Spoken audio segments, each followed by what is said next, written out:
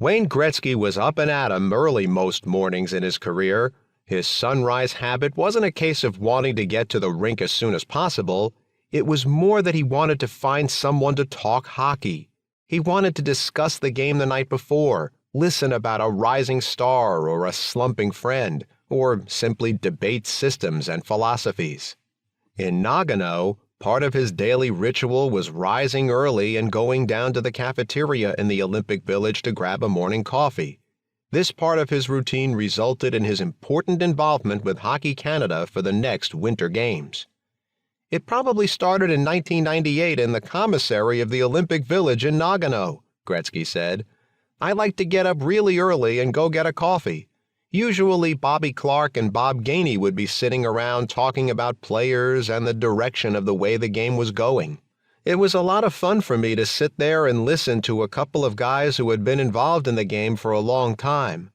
In my mind, I never thought about being a general manager of a team, but over the course of time it was Bobby Clarke who made the suggestion to Bob Nicholson to be the guy to take over the reins for 2002.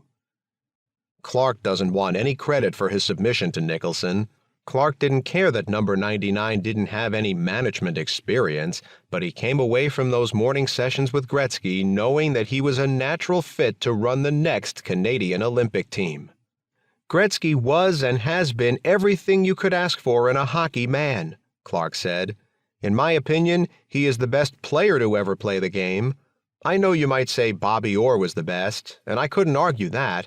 In my opinion, Gretzky was the best. But more than that, off the ice, he was such an intelligent hockey person. He knew what players made up a winning team. He was still the best player in the game.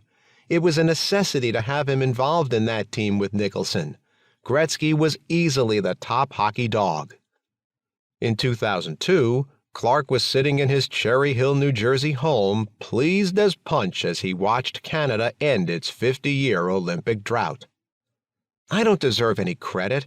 I was just a hockey fan back then, said Clarke, a Hockey Hall of Fame member, one of the heroes for Canada at the 1972 Summit Series, and back-to-back Stanley Cup champion with the Philadelphia Flyers in 1973-74 and 1974-75. Clarke deserves praise for his recommendation of Gretzky. Nicholson deserves praise for listening. Do one thing, Clarke told Nicholson. Have Gretzky involved in some way.